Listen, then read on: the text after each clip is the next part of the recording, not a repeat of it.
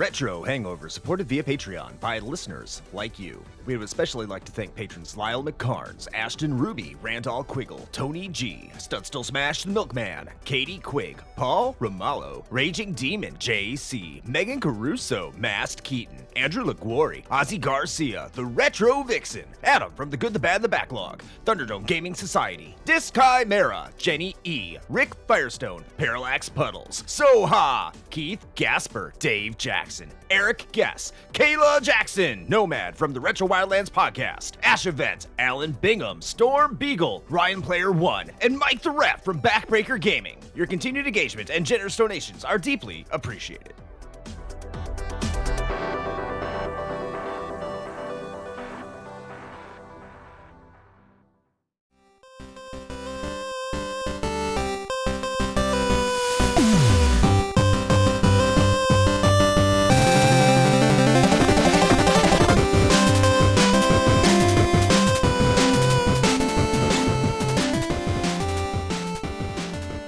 Welcome to The Flight, a consumable curation of champions and catastrophes that is considered of your chronometer. It's me, Chris. Hi, everyone. Welcome back to another flight. And always, I am joined by your host, Shane, the not elongated Dick Dragon Koski. How are you doing today, sir? I don't know how I feel about that addition to my moniker. I mean, are we saying that because of the flight and how chronometer considerate it is? Is that why we're saying that? Okay. It's a little stubby, compared to our more girthier episodes. Okay, yeah, I mean, it's whatever. Listen, the episode just got out of the pool, okay? Like, I don't know what to tell you. But everyone loves a pool party, so, I mean, it's going to happen every once in a while. That is true, yeah. Especially party in the hot tub. Maybe this isn't the best conversation for our topic today, which is our favorite female protagonists. Oh, God. They do not want us getting out of the pool.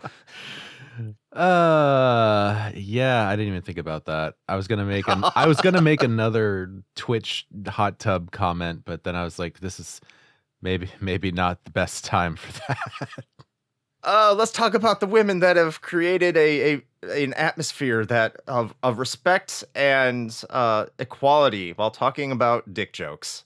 We're on a roll, people. We are the best. Listen, I don't know what else you expect from us, really. At this point, yes. This topic, by the way, was nominated by Tony G, who is one of our patrons. So if you want to nominate a topic as well, join our Patreon and head over to our Discord, where we have a section called Top 5 Suggestions, which is a Patreon exclusive, benefit, a perk, if you will. A Benny, perhaps. Perhaps. Maybe perk isn't the best word for this episode either. I'm not getting into it. But we are here, as we have already said, to talk about our top 5 favorite female protagonists and why they are there. Did you have any... I mean, I'm sure you have I was going to ask if you have any difficulty, but that sounds incredibly chauvinistic. But wow, any? I know, right? We're just batting 1,000 so far. Oh my god! Actually, I had difficulty in that I had a hard time narrowing the list down. If I'm being perfectly honest, like I had more than just 5, and so I had to sort of agonize over who was going to make the cut. I'll be honest. Most of these characters I think are, in some cases, better than their male equivalents. If I'm going to be so forward, and that's just not me, trying to make up for the borderline horrible comments I've been making up until this point. But I think I've put together a pretty good list. Well, I mean, if that's the case, then I suppose we want to hear that list. So that seems like as good a segue as any for you to kick this thing off, right? So why don't you give us your number 5? Number 5. All right, my number 5 is FemShep. It's the female Commander Shepard.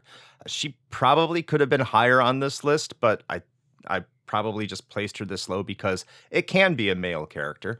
But FemShep is a great character regardless, just because Shepard is a great character. And true. I think Jennifer Hale voiced FemShep, That and sounds did a right. phenomenal performance. Yeah, phenomenal performance that really brought the character to life, even better than the male voice actor did, who I can't remember the name of. I'm sorry, wasn't looking up male characters for this list this week. So if you want to check out a very good female protagonist, a very good character in a very good game, go play Mass Effect, play as the female version of Shepard, and yeah, you're going to have a really good time. I don't think it really matters in a role-playing sense. I think there's still a lot to explore and still a lot to enjoy regardless of which gender you're playing as. Awesome. All right. Well, kicking off my list is Joanna Dark from Perfect Dark, the N64. I don't want to talk about the version of her in Perfect Dark Zero because they basically made her look like the backup dancer in a 2000s music video. But yeah, so she probably also could have been higher on my list, but honestly, I think a lot of why she's here is just because, honestly, just of how kick-ass she actually is. I mean, being the top agent at the Carrington Institute, she specializes in all the good stuff, right? Combat, espionage, undercover ops, like all of that. And she's essentially the female counterpart to James Bond in just about every way, except maybe she doesn't really have the polar opposite of his trademark womanizing. So you might argue that maybe she's better off for that. But yeah, she's just a really great character. She, she, like I said, she's very capable. She's witty. She's got that great British accent going on. So not a whole lot more to say there. I just really like her as a character. Number 4. My number 4 is Lara Croft. And hear me out on this one. I know that, and I'm talking about in like the original Tomb Raider series, because I haven't played the new ones. And the reason I say this is a lot of people I think of Lara Croft as just this sexy pinup girl, and there's really not much to her other than her triangular titties. I get that. And I do think that's really part of the marketing. But I think what makes Lara an incredible protagonist is the fact that when you actually play these games and you actually go look at her character, she's really a no-nonsense adventurer for the most part. She's very confident, she's very assertive, she's very skilled, she has her own personality, and she doesn't take any shit. She's like Indiana Jones, but just female. And I think what makes it more special is up until that point, you really didn't have that in video games. And if you did, you didn't have that sort of personality. Now, why is she number 4 if I'm saying all these amazing things about her? It's because the games suck. Let's be real. I think they control like ass. I think they've always controlled like ass. And if you're telling me you enjoyed it, then you enjoy it. I'm not going to hate you for it. But I don't like the games themselves. But I do think that she is a great character that really moved female characters to the forefront of gaming. And I think there's not many other female characters or even characters in media that really did that for areas of demographics that aren't usually represented. So yeah, Lara Croft, one of the breakout milestone characters in gaming, even if a lot of people just view her as a sex object, unfortunately, there's much, much more to her than that. Yeah, for sure. Yeah, so my number 4 is going to be Heather Mason from Silent Hill 3. Yeah, I mean, I'll be honest, part of why she's on the list is obvious. My very clear bias for Silent Hill, particularly the first 3 games. But I also just really think she's a pretty well-rounded character, and she's a surprisingly accurate representation of a teenager, frankly, in that she starts the game off as your, typical teen girl who's, interested in, shopping and things like that. Not to overgeneralize, but, just a basic sort of person, no weird shit happening or anything like that. And she's got that teen attitude, which for the most part, she carries through the rest of her experience in Silent Hill 3. But I think it evolves along with her in that it goes from her just being this like nonchalant, I don't give a shit, run of the mill teen to kind of taking that and kind of almost building it as a strength, in that she's actually turns out to be very resilient throughout this process and faces these unimaginable horrors and is able to continue on in this quest that she's on to basically, in a way, avenge her adoptive father, Harry, who was killed by the cult, and also finding out that you're the reincarnation of a psychic child who was almost forced to birth an evil god. That's kind of, that's pretty badass. And also the fact that she handled it as well as she did. But the thing is like, she's very human. Like, even though she's facing these insane supernatural odds, she reacts in a way that you would expect an actual human being to react, but she also finds her own strength through that process, while still maintaining her personality. So I think she's a really well-developed character. And like I said, it's one of the first 3 Silent Hill games. And so of course they're going to be, special to me. So that's why she's on my list. Not entirely shocked. I do need to play Silent Hill 3. I've never played that one. So that is something I need to get to. Sounds like it's worth it, but it seems like nothing will compare to 2, unfortunately. No, probably not. But 3 is pretty good in its own right. Number 3. Speaking of 3s, my number 3 is Bayonetta. And I think it's just because I love her as a character. If you couldn't tell, I love very assertive, powerful female characters. And I just like her general demeanor, how she's so flirtatious, but at the same time, she will step on you, and not in the maybe the sexual manner. I don't know. But it's like, she has no interest in you sexually. Like, she is going to play with you. She'll give that impression, but she's not there to do that. She's there to kick ass and take names. And again, I like that about female characters. It just, having this very dominant personality. Maybe that says a lot about me. I'm not sure. I don't know how I was going to say that, but I mean, hey, everybody's got their thing. I don't know how women view Bayonetta. I know there's been a lot of back and forth that she's a symbol of female empowerment. I know that there's been an argument that she's very sexualized. I don't know. I'm not making a stance on either one of those, in terms of her. However you see Bayonetta is how you see Bayonetta.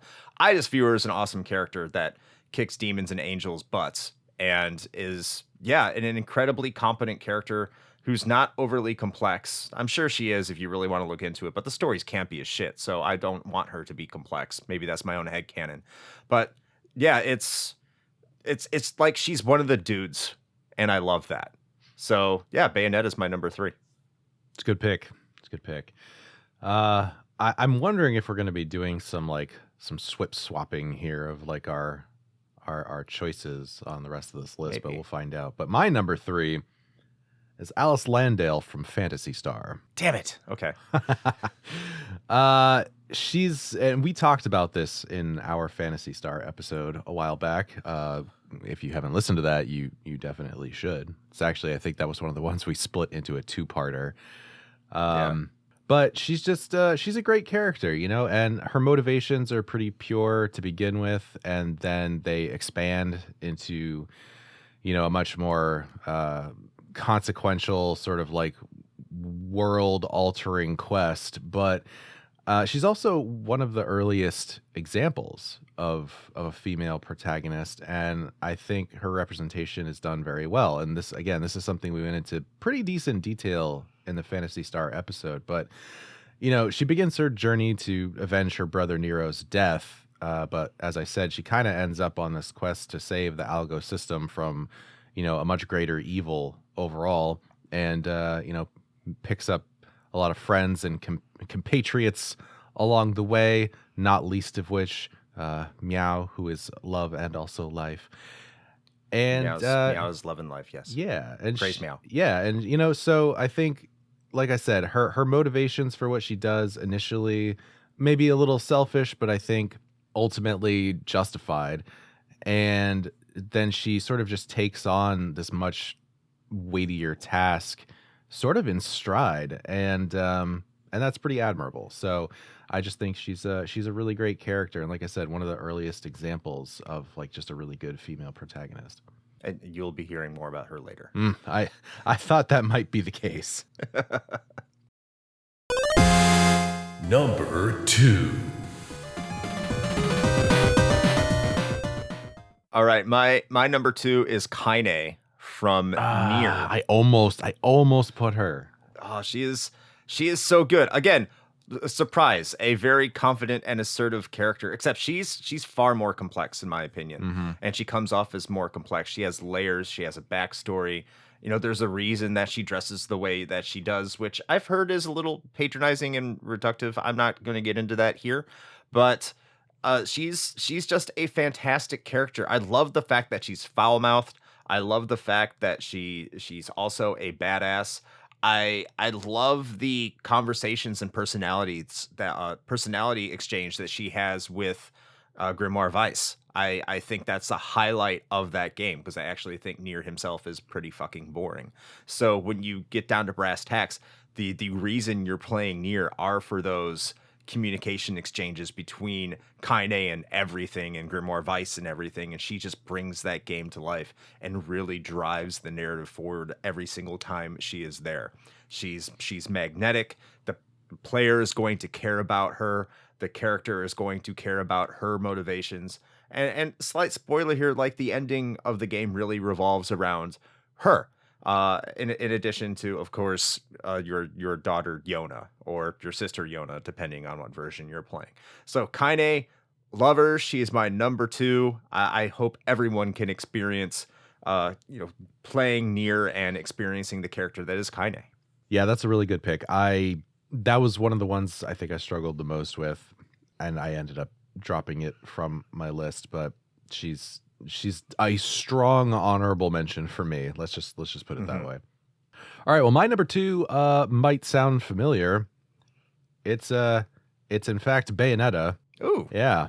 imagine that. Yeah. Go figure. So I mean, for her, I think really the big piece is it's just like the rule of cool kind of applies here in just about every case. Like, she's just an awesome character. Her design is fantastic. Her voice acting is on point. Like, her attitude, like Chris mentioned, is just very like devil may care. Like, I'm gonna do me, and I don't really give a shit about anything else. But she's also very playful at the same time. So you feel like, she would be a really cool like friend to hang out with. That's kind of the sense that I get. And also just being like, and a little bit of that backstory that Chris, I guess, doesn't want to recognize or something, but being like this forbidden child of a lumen sage and an umber witch, and then getting imprisoned in a jewel under a lake for like 500 years. The one thing that came to mind for me, probably unsurprisingly, is that there seems to be a lot of parallels to the established Diablo lore in this as well. I do not think in any way that this was intentional, but I think that's part of why I kind of dig it. But like, her essentially being a Nephilim, if we're talking in terms of like, the Diablo backstory, and then the jewel imprisonment being this very clear parallel between that and the soul stones that imprison the primevals in Diablo. And so I just thought there were a lot of cool connections there that, like I said, I do not think were intentional in any way, but I just saw a lot there and I thought that was pretty neat. But yeah, man, she actually does have a pretty complex background. There's a lot of things that she ends up grappling with, being this sort of like fated destruction of the world as we know it, because a union between a lumen sage and an umber witch was supposed to be forbidden because the child was going to be, basically bringing the apocalypse, and how she sort of tackles that, sort of like, well, no pun intended, but straddles that line between those two things. I just think it's really cool. It definitely was intended. I blame you, Shane. Yeah. Okay. Yeah, it actually was intended, but naughty. Whatever. Yeah. I feel like she would appreciate that commentary. That's all I'm going to say. I do. Yeah. But Bayonetta is pretty awesome. So that's why she's on my number 2. Number 1.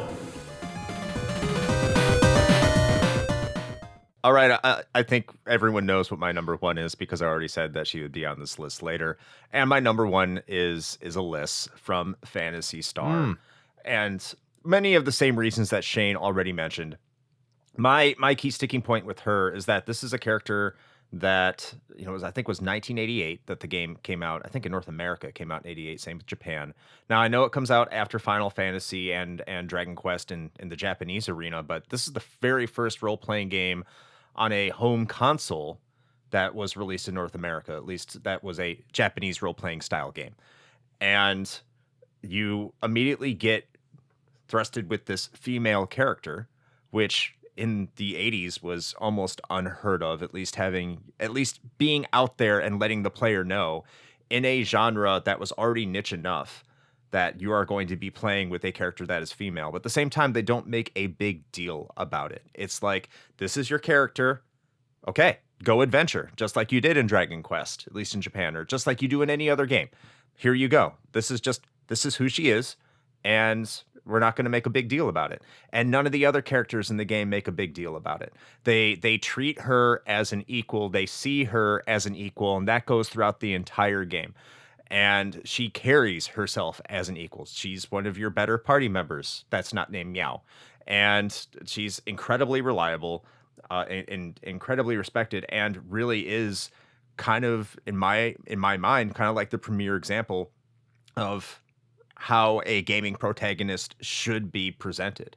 Just like it would be with any male protagonist in any other video game, that is how Alyss is given to you.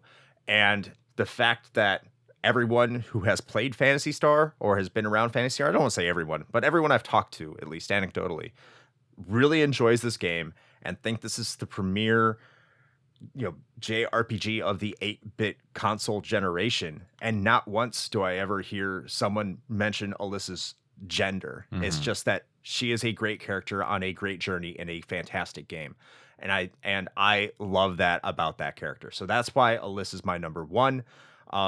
Yes, I mean, it's not going to be as deep as characters that come out later within video gaming. I completely understand that. But I also think for me, that's a strength of just how enduring a character can be without really having to have too much of a backstory, if you know what I mean. Yeah. When I was putting Alyss on my list, I assumed that I was not going to be the only one. Yes. All right. Well, getting to my number 1, I feel like this might not be terribly surprising to anybody who's listened to the show for a little bit, because I feel like I've stand for this character quite a bit. But I think she deserves it, and that is Shantae, the half genie. Ooh. She's just awesome. She's just a fun character. Like, her character design is great. Like, everything about not only her, but just her games. Like, I just love what WayForward does with the character and the titles they put out with her. It's just, they're always a good time. I mean, and again, with some of that complexity, and honestly, for me, I think that's really what makes not just a great female protagonist, but just a great character, in fiction in general, is having, these a multifaceted personality. These one-dimensional cardboard characters are never terribly exciting, and Shantae is that, in that she's got this backstory. She has these struggles and motivations, even behind this very cutesy sort of cartoon platformer. She is a half genie, so she's part human and part guardian genie. Her mother was a guardian genie, because in this world, all genies are female. And she really just wants to prove to the people of her hometown of Scuttle that she's worthy of being their guardian genie, despite the fact that her powers are what one might consider somewhat meager in comparison to a full-blooded guardian genie. And that's a source of frustration and concern for her, because she really wants to prove herself, but she feels like she's not up to the task. And so that's part of like her growth as a character. And you see that through the subsequent releases that they've put out in the series, where that's kind of the initial plot of the first game, is her kind of proving herself. And then at the end, she kind of accepts that being a half genie is perfectly fine, because even if her magical powers aren't up to what other full-blooded genies might expect, her own personal motivation and just like gumption, if you will, kind of, makes up for that perceived lack, and she is still able to, function as a more than worthy guardian for Scuttletown, and she's just beloved by pretty much everybody there. And like I said, and the fact that like all of her attacks center around her just like whipping her hair at people and doing like a little shimmy sham to like turn into different animals and stuff with her magic. It's just a fun time, and she's just a really great character. And I will always stand for Shantae. I feel like she needs more recognition than she gets. I cannot wait to start playing some of these games. I know we've talked about it. They'll be coming on the show at some point. Yeah. We won't tell you when, but it's going to happen. I'm looking forward to playing a Shantae game. So good choice. Good choices all around, I think. And yeah, I think so. I noticed, Shane, none of these characters we listed were like love star twits. They weren't damsels in distresses. No. So no. I'm proud of us. Yeah, we did good. straight dudes pat themselves on the back for female characters. Yay, we are us. Let's get out of here before I say something more stupid. Start digging this hole even further. Well, at any rate, we hope that you enjoyed this episode of The Flight. And if you have some thoughts on our lists, or if you would like to share what your list might be, you can do that in that aforementioned Discord that Chris brought up at the beginning of the show, because it is in fact public and free to join. So you should probably do that, because our community is fantastic and we are always having a good time in there. And you can get to that along with everything else related to the show by simply following our link tree. So you can just head over to linktr.ee/retrohangover and click the button of your choice. And maybe that's the Patreon, or maybe that's the merch store, or perhaps the Discord, or it could be the YouTube channel or our socials, or maybe even our twitch.tv channel where we play games. And Chris, when do we do that so that people know when they can join us? So if you head over to twitch.tv/retrohangover at 9 p.m. Eastern Time on Sunday evenings, you will see us playing something. I have been bringing up that Shane plays the spoops, but apparently he also rages to scrolling shooters. So one of those things is going to be happening. Either Shane rages while shooting guns and hack and slash or getting scared, or me just playing something random on the Wii U or some Nintendo bullshit. I don't know. I'm always on my bullshit, but you can find out what bullshit we are both on if you head over to twitch.tv/retrohangover at 9 p.m. Eastern Time. Hope to see you there. Yes, much like our character picks today, my Twitch streams are multifaceted. Indeed.